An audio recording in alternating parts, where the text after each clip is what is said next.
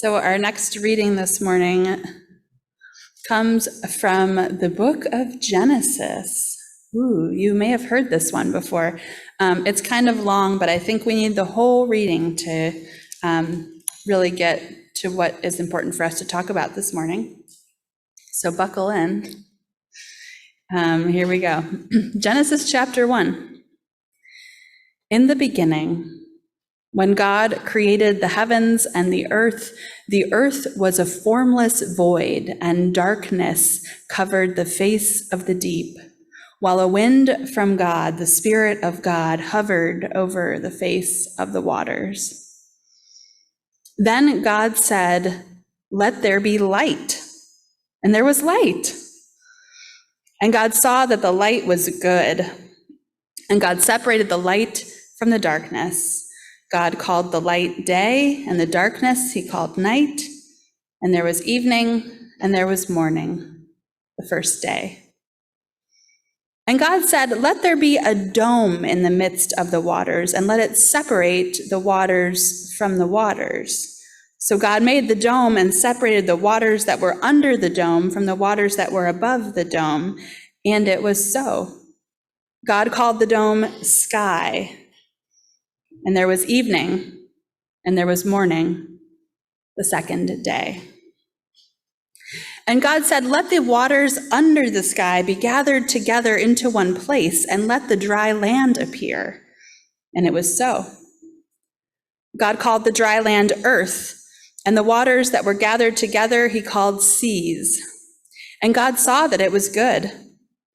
Then God said, "Let the earth put forth vegetation, plants yielding seed, and fruit trees of every kind on earth that bear fruit with the seed in it." And it was so. The earth brought forth vegetation, plants yielding seed of every kind, and trees of every kind bearing fruit with the seed in it. And God saw that it was good. And there was evening, and there was morning, the third day. And God said, "Let there be lights in the dome of the sky to separate the day from the night, and let them be for signs and for seasons and for days and years, and let them be lights in the dome of the sky to give light upon the earth." And it was so. God made the two great lights, the greater light to rule the day, and the lesser light to rule the night, and the stars. God set them in the dome of the sky to give light upon the earth, to rule over the day and over the night, and to separate the light from the darkness. And God saw that it was good. And there was evening, and there was morning, the fourth day. And God said, "Let the waters bring forth swarms of living creatures, and let birds fly above the earth of the dome of the sky." So God created the great sea monsters and every living creature that moves of every kind with which the waters swarm, and every winged bird of every kind. And God saw that it was good. And God blessed them, saying, "Be fruitful and multiply and fill the waters and the seas. Let the birds multiply on the earth." And there was evening, and there was morning, the fifth day. And God said, "Let the earth bring forth living creatures of every kind, cattle and creeping things and wild animals of the earth of every kind." And it was so. God made the wild animals of the earth of every kind, and the cattle of every kind, and everything that creeps upon the ground of every kind. And God saw that it was good. Then God said, "Let us make humankind in our image, according to our likeness, and let them have dominion over the fish of the sea, and over the birds of the air, and over the cattle, and all the wild animals on the earth, and over every creeping thing that creeps upon the earth." So God created humankind in their image. In the image of God they were created. Male and female, God created them. God blessed them, and God said to them, "Be fruitful and multiply, and fill the earth and subdue it, and have dominion over the fish of the sea and the birds of the air and every living thing that moves upon the earth." God said, "See, I have given you every plant yielding seed that is upon the face of the earth, and every tree with seed in its fruit. You shall have them for food. And to every beast of the earth and every bird of the air and to everything that creeps on the earth, everything that has the breath of life, I have given every green plant for food." And it was so. God saw everything that he had made, and indeed it was very good. And there was evening, and there was morning, the sixth day. Thus the heavens and the earth were finished, and all their multitude. And on the seventh day, God finished the work that he had done, and he rested on the seventh day from all the work that he had done. So God blessed the seventh day and hallowed it, because on it God rested from all the work that he had done in creation. This is the word of God. So, did anybody grow up in a family where Sunday was marked in some kind of a special way? Some of us, yeah. Dan tells these stories about visiting his grandparents over the summer in Rochester, New York, where Sunday was like a little bit dreaded when he was a kid, right? It began with getting up very early to get dressed in very uncomfortable church clothes, and then going to a long church service, followed by an afternoon where only quiet activities were allowed. You could read or play a quiet game, but no boisterous running, no TV, no video games, generally none of the things that kids most really like. In my family, Sundays were a day for church as well, followed maybe by eating out somewhere on our way home, or that amazing, wonderful tradition of the Sunday afternoon nap. Yeah. Sometimes my grandmother would cook a big Sunday meal that would be served in the middle of the afternoon, and we'd go to my grandparents' home to enjoy it. Whether or not these traditions succeeded at honoring the Sabbath and keeping it holy, they did serve to set Sunday apart as a different kind of day. Would anybody be willing to share, were there or are there Sunday or Sabbath traditions in your own family? I saw Melanie had her hand up. Do you want to come grab this mic and tell us?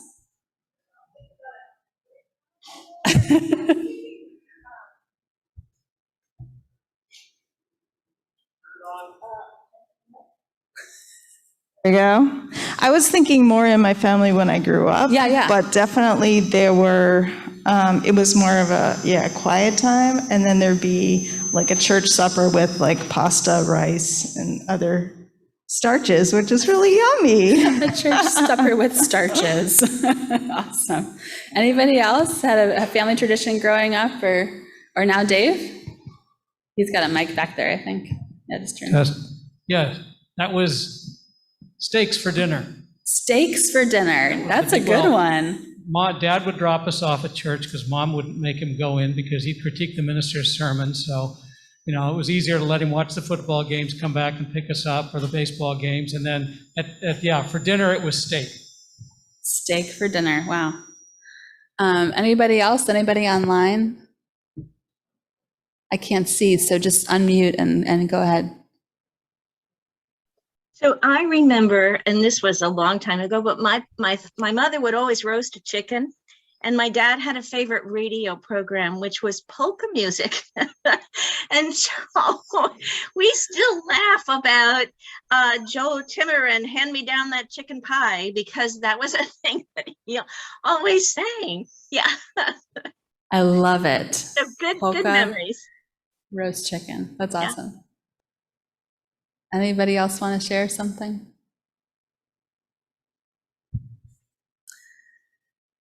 So this summer, was there a hand over there? Somebody wanted to share? Sabbath day tradition? You've got to come use the microphone. It's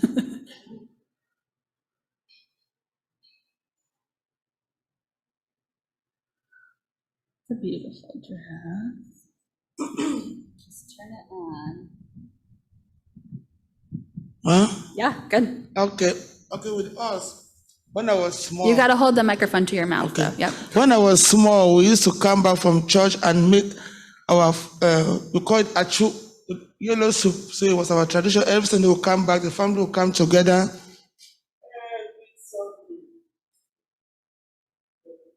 Oh, did our battery die? I don't know. Dead battery? Test. Never. We'd like to keep the excitement level high. Thank you. Yeah, so every Sunday we'll come back from church, we'll make achu and eat. Then the other families will come together. So I even tried that one here once when I was in Framingham. Whenever I come back from church, Kevin will say, Mama, where is the achu? Because it was really a tradition that we'll come back, we'll make achu, then call friends around, they come, we eat. Or sometimes all of us will leave the church and come back to some, or we'll arrange from house to house. This week is your week, the other week is our week. That's how we do in our African, Cameroonian culture. Nice, thank you. That one off, yeah. I like how there's kind of two categories. Either it's like boring or food. Like those are the traditions. It's very cool.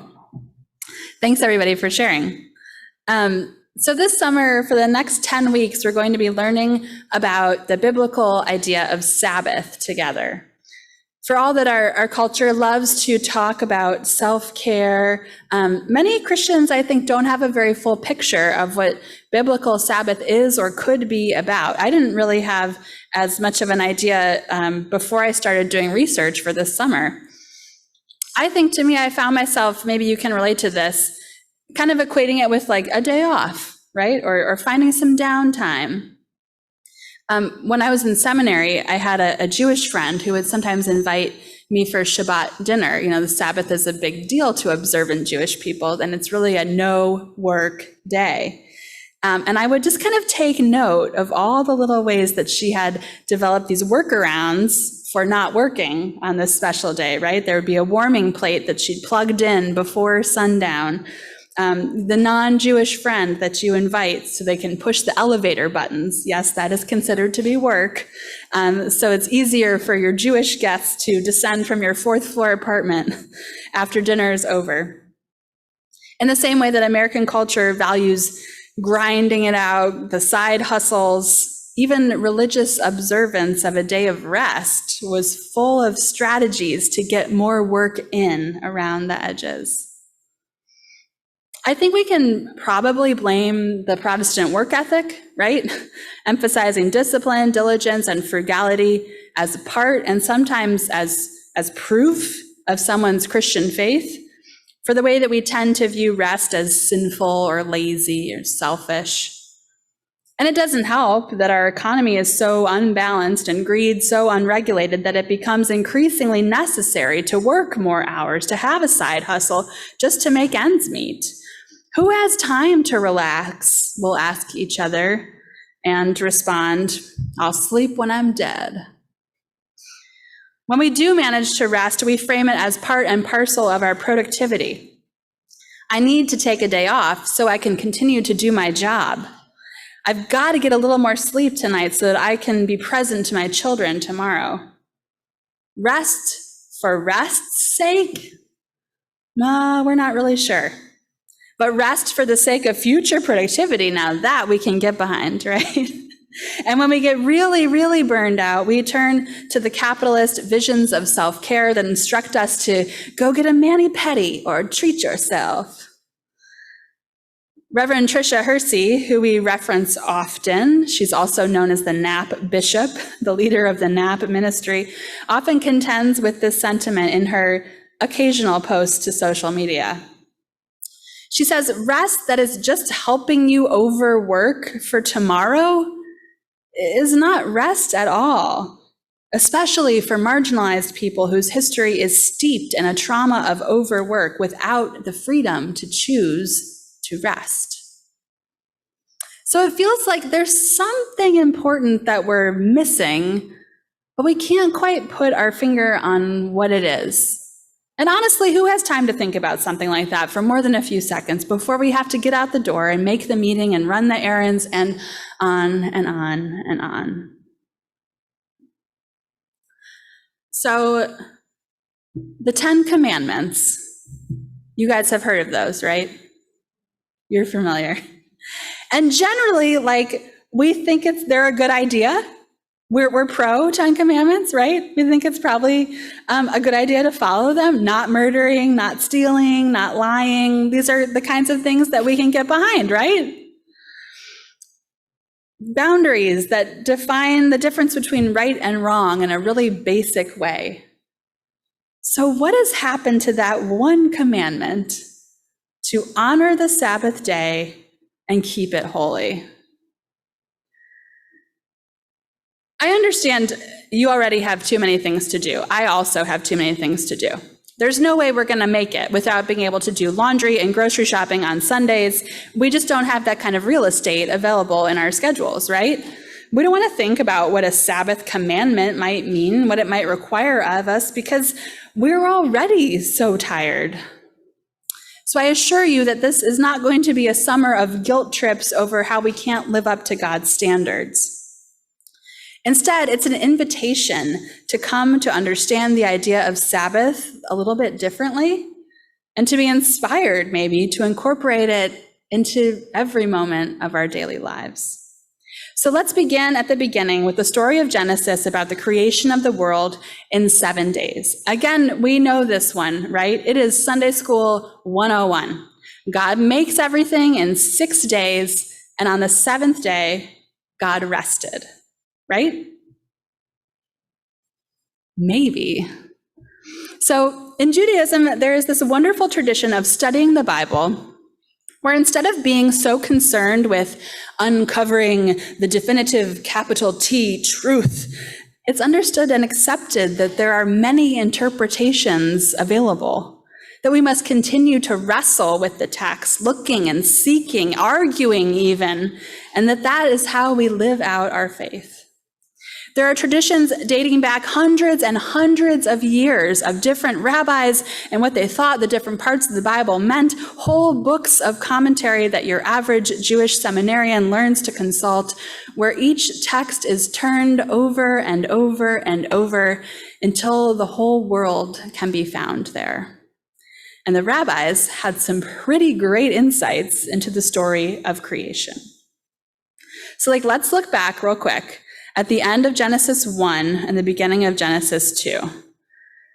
So 131, it says, God saw everything that he had made, and indeed it was very good. And there was evening and there was morning, the 6th day. Thus the heavens and the earth were finished, and all their multitude.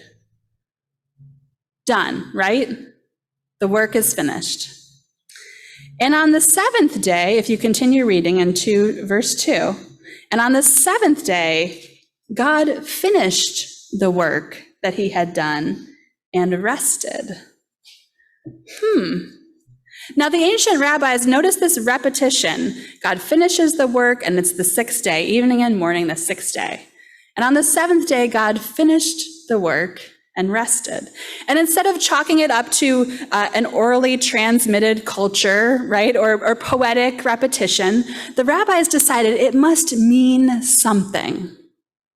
At the end of the 6th day, God had created everything in the earth, but then before God rested on the 7th day, God finished the work again. God must have done something on that 7th day, but what? There's nothing listed in the way that we get for all the other days. And the answer the rabbis came up with, on the 7th day, God made menucha. Menucha is the Hebrew word that gets translated as rest. But as the 20th century Jewish scholar Abraham Joshua Heschel describes it, menucha isn't defined by its lack. It means more than simply not doing something. Menucha, like the concept of shalom, contains within it a sense of completeness, an active peace, happiness, well-being, tranquility, and harmony. It's the feeling of everything being the way that it's supposed to be. So to put it simply, on the 7th day, God created delight, and as a result could rest in the joy and harmony and well-being of what God's work had created. The fulfillment of God's creative work was delight. There's something really wonderful that this rabbinic traditional interpretation does for us, especially at this moment when white Christian nationalism is tearing at the very seams of our communal care for one another. It de-centers humanity as the pinnacle of creation. We have this tendency to read the creation story, whether or not we believe these things actually happened, as a kind of a drum roll, all leading up to the last item of business on the last day of creation, the creation of human beings. Save the best for last, right? And human beings have taken that dominion over the created world gifted to them by God and, wow, really done a terrible job. I don't have to tell you about the myriad ways greed for power and control have newly threatened women and LGBTQ folks and those already systematically oppressed by a woefully unbalanced capitalist economy just in the past few days. We keep proving the brokenness of our structures, the human sin that permeates even the most trusted institutions, and the temptation to believe that human beings can save us, that America would ever save us. It's ringing especially hollow. If we think we are the pinnacle, the best part of everything that exists, oh man, are we in trouble. But if we return to Genesis, to the rabbi's excavation of what might be hiding in that text, we find that no, in fact, it was all a drum roll leading up to Menucha, to God's delight. Then I think we have some reason to keep going. It is God's delight that we can look to for hope, and God's delight that can guide our actions here and now as we seek to build a world that is safe and supportive for all God's children, a world where things are put right the way they are supposed to be. Psalm 92 that Lisa read is an example of this connection between Sabbath and delight. When she read the little heading above it, right at the start, it says it's a psalm for the Sabbath day. And it's full of celebration and joy, music and singing, and things being set right, a sense of justice being restored. That's Menucha. Just as we've all been reminding one another and ourselves to seek the joy to help us face the loss of our beloved Shelby Dickinson, so delight is exactly the kind of rest our hearts and souls need in this moment to give us the courage and the strength that we need. This is going to be tricky for us because we have not always linked the ideas of Sabbath and enjoyment, but we're learning. Right? And it's tricky because there's so much wrong in this particular moment that we really feel the need to push before we've even been able to take a breath. But any laboring mother will tell you the key to birthing something new into being is continuing to breathe. So let's practice this a little bit in the week to come. Let's find one moment of delight. I'm going to ask you to do a little assignment right now.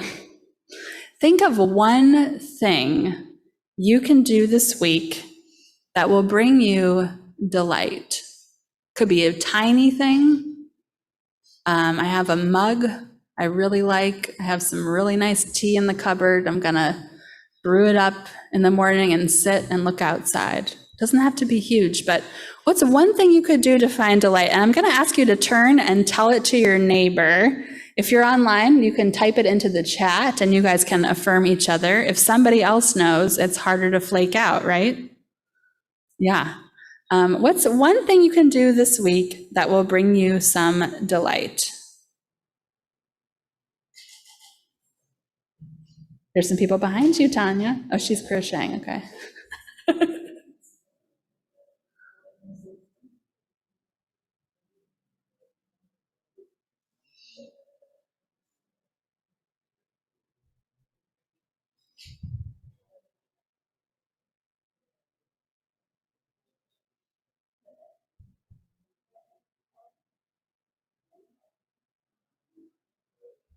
already shared with me?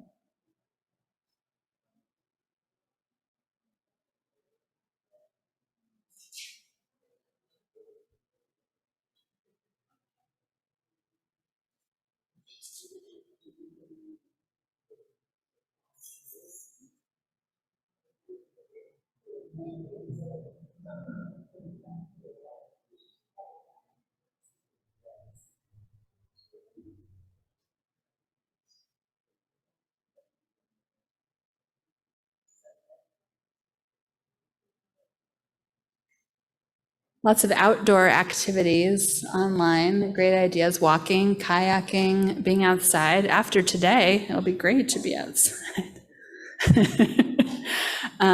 Anything else anybody particularly wants to share? You've told each other, now someone knows. You've got to do it, okay? May we find comfort in God's Sabbath and rest in delight. Amen? Amen.